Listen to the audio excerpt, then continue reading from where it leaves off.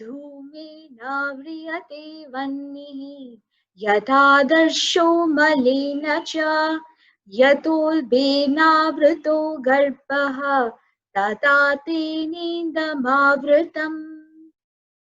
The last two words of this verse, Tenedam Avritam. Tenedam Avritam means this is enveloped by. So Bhagavan says this is enveloped by. So what is enveloped by what? Enveloped meaning covered. What is enveloped by what? Idam Avritam Tene. This wisdom. That wisdom which is nothing but knowledge and devotion to do karma yoga selflessly. That wisdom to do karma yoga selflessly in a dedicated manner, that is enveloped, covered by desire and anger. And Bhagavan gives three examples, each indicative of the severity of the covering, of the envelopment. The first example is Dhumena Avrityate Vanhihi. Dhumena, by smoke. Avriyate is covered. Vanhihi is fire. Like smoke covers fire. The second example he gives is Yatha Adarsho Malenacha. As a mirror, Adarsha is a mirror. As a mirror is covered by malena, dust or dirt. And the third example he gives is Yatholbena Avruto Garbha. Yatha is again as, Olbena is womb, the mother's womb. That envelops the Garbha is the fetus. As the embryonic wall or the womb covers the fetus. So as we know, the smoke that covers the fire is very light. Even a small little breeze can blow it away. The dust or dirt, in fact dirt is harder than dust, that covers the mirror is much harder. It requires effort to clean it up. And the fetus which is covered by the womb, that requires 9 months of pregnancy and a very, very hard delivery process for the fetus to come out in the form of a human being. Much takes time, takes effort, and is much harder. Tatha, in this way, desire veils the wisdom. So the wisdom here is referred to jnana and bhakti, knowledge and devotion, to do karma yoga in a selfless manner. Now, even though smoke covers fire, it still burns and generates heat. So in the first example, the function of the element, which is fire in this case, that is not impaired at all.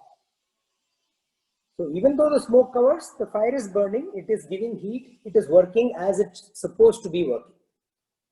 Similarly, when desire or anger are in the mind intellect only as a thought, we are aware of its existence. As knowledgeable human beings, we are aware of its existence. And our wisdom can continue to function while that thought is existing. And one can use sama or gentle persuasion in our own mind to bring it back on track. In the second case, when dust or dirt covers the mirror, it exists, but it does not allow the mirror to perform its function. The function of the object is impaired. The function of the element is impaired. Similarly, when desire or anger is ruminated, it kind of soaks in. It goes deeper into the mind and intellect, then the wisdom is curtailed and does not function effectively. So even though its existence cannot be denied, we are aware that there is wisdom, but because of this deep-rooted desire, and because the mind and the intellect are constantly ruminating on this deep-rooted desire, this wisdom is not allowed to function.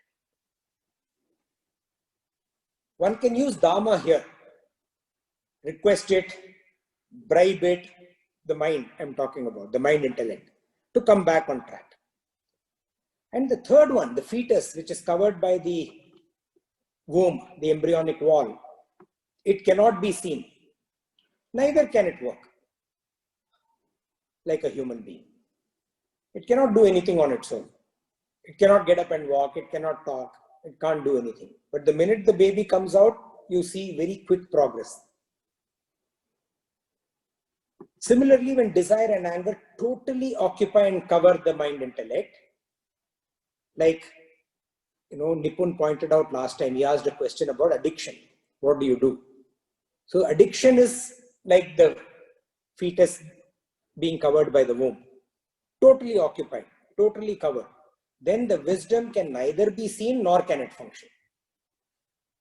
In that situation, one must use danda to annihilate it. And we all know that human beings act because of their inherent nature, because of the vasanas, the inherent tendencies. And that is driven by the three guna.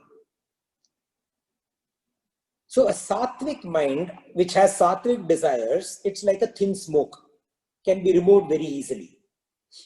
A rajasic mind that generates grosser desires, that takes strenuous effort. Whereas base level desires that come from a tamasic nature, a lot of time is required. A lot of necessary changes are a must before anything can happen. And this kind of time and necessary changes have to happen at a much deeper level.